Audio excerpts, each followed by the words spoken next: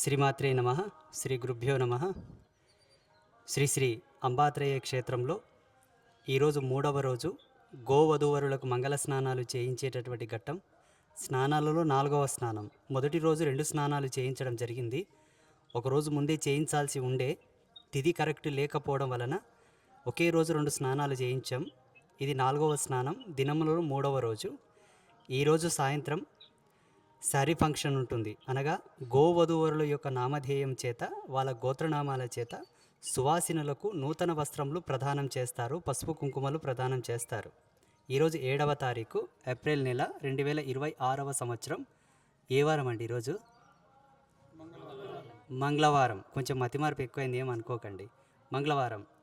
రేపు అనగా బుధవారం 8వ తారీఖు, రేపు చూడీ ఫంక్షన్ ఉంటుంది. అంటే గాజులు ప్రదానం చేస్తారు సువాసినులకు.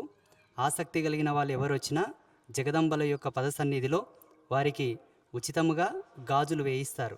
వేసుకునేటోళ్ళకు మోచేవారికి వేయిస్తారు, వేసుకున్న వాళ్ళకు ఒక 5 గాజులు వేయిస్తారు, మరీ ఇష్టం లేని వాళ్ళకు 1 గాజు ఇస్తారు, ఏమి ఇష్టం లేని వాళ్ళకు బొట్టు పెట్టి పంపిస్తారు.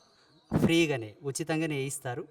ఎల్లుండి మెహందీ ఫంక్షన్ ఉంటుంది. అంటే గోరింటాకు పెట్టేటటువంటి ప్రధానం. ఇలా క్రమంగా ఈ 3 ఫంక్షన్లు ఉంటాయి. రేణుకా జమదగ్నుల యొక్క నామధేయము చేతనే ఈ యొక్క కార్యక్రమాలు నిర్వహిస్తున్నారు అంబాత్రేయ క్షేత్ర కమిటీ సభ్యులు. బిజ్వారు గ్రామ ప్రజలు ఎవరున్నా సాయంత్రం 4 గంటలకు, 4:30, 5 గంటలకు క్షేత్రానికి వస్తే సువాసినులు మహిళలు ఎవరు వచ్చినా వాళ్ళకు వస్త్ర ప్రదానం ఉంటుంది. రేపు గాజులు వేయించే కార్యక్రమం ఉంటుంది. ఎల్లుండి మెహందీ ఫంక్షన్ ఉంటుంది. కాబట్టి ఆసక్తి కలిగిన వాళ్ళు ఎవరైనాను కూడా, బంధువులు ఎవరైనాను కూడా, ఎల్లమ్మ తల్లి భక్తులు, ఎల్లమ్మ తల్లి పూజారులు, ఎల్లమ్మ తల్లి యొక్క ఇలవేల్పుగా కొలుసుకునేటటువంటి కుటుంబ సభ్యులు ఎవరైనా కూడా రావచ్చు. ఎల్లమ్మ తల్లి అనే కాదు, గోవు విశ్వమాత, ప్రపంచానికి తల్లి కాబట్టి ఆ తల్లి యొక్క కృపను పొందాలనుకుంటే ఎవరైనాను క్షేత్రానికి రావచ్చు. ఓన్లీ మాతలకు మాత్రమే, పురుషులకు లేదు. ఒకవేళ పురుషులు గోరింటాకు పెట్టుకుంటామంటే 3వ రోజు రావచ్చు, ఎల్లుండి. సీరలు అయితే కట్టుకోరు కదా, ఈరోజు రావద్దు. గాజులు కూడా వేసుకోరు కదా, ఈరోజు రావచ్చు. చిన్న హాస్యం, ఏమనుకోకండి. అందరికీ శుభాశీస్సులు. అలాగే ఈ నెల 12వ తారీఖు ఆదివారం విశ్వమాత మహోత్సవం అంబాత్రేయ క్షేత్రంలో జరుగుతుంది.